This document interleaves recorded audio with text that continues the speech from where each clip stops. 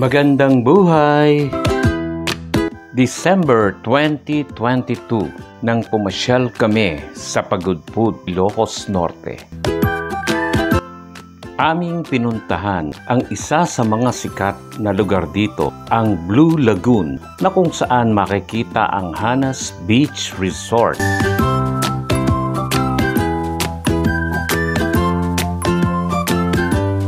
Sumikat ang Hanas Beach Resort dahil siya lang ang may mahabang zipline na tumatawid sa dagat.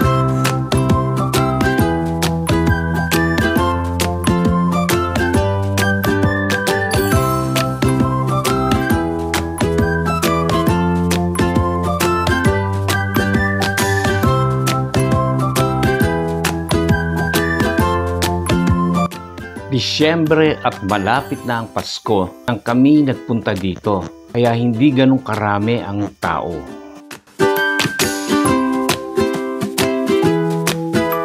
Malakas ang hanging habagat, kaya naman ganon din kalakas ang alon at wala rin ganong naliligo.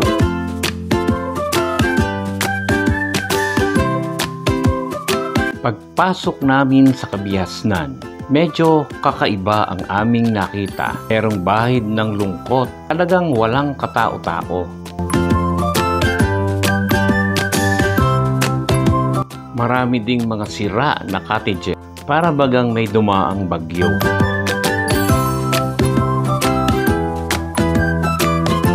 At siya nga pala, shout out sa aming mabubuting kapitbahay na si Ate Net at si Kuya Sari. Sila ang sponsor ko dito. Isinama lang naman nila ako.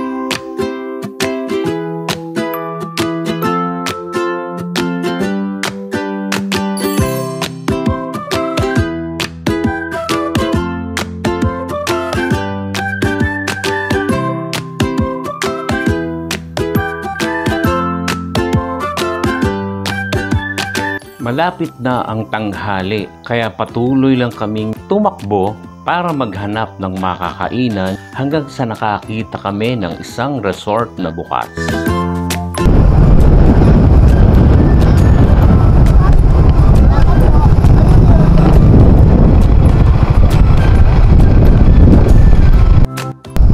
This is Pagudpud. Yeah!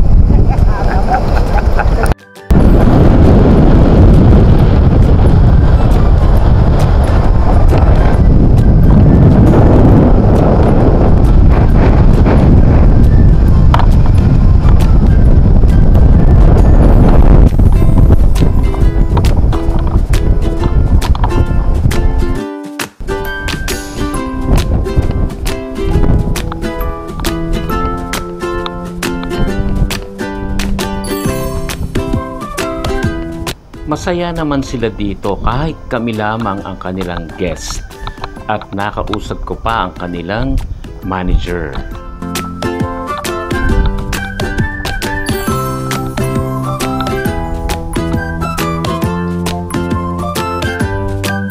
Subscribe ha? Welcome to Yes, ha? Oh, ulit, take two. Welcome to Ibarra, sir. Ayan, sige ha. Oh, ha? Oh, ayan, aha. Talaga. Bakit si Kuya nagtatago? So yun natin, kumusta naman after the pandemic or before the pandemic?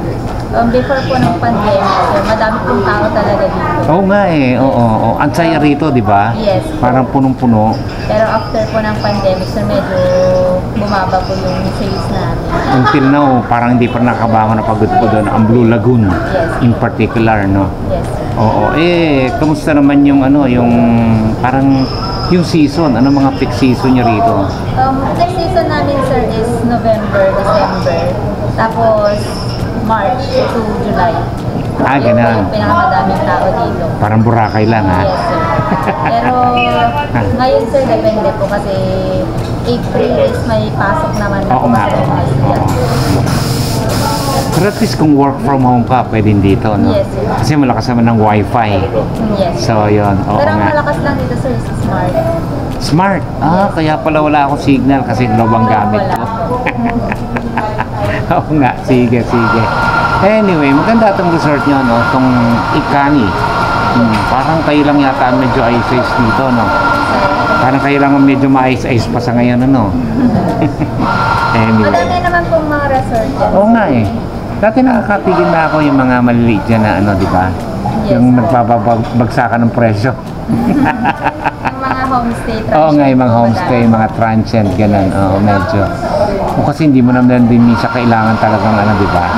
Unless maglo-long weekend, isang linggo ka rito, yan, di ba? Opo, mostly po kasi yung mga, mga walk-in lang, gano'n. Oo nga, oo.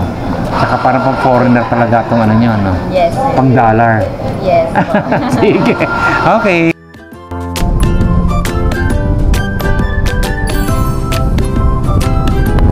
So this is Pagudpud. Masyadong malakas, may hamog, at malamig. Ayun.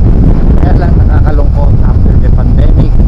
Parang hindi pa sila nakakabangon. Parang ghost town ngayon dito. Except for this airport. Ayan. Medyo napasarap ang aming kain. Pero syempre, kailangan naming umalis na at mukhang bubuhos na ang ulan. At bago kami tuluyang lumisan dito sa lugar, muli naming tinanaw sa malayong lugar ang kagandahan ng Blue Lagoon.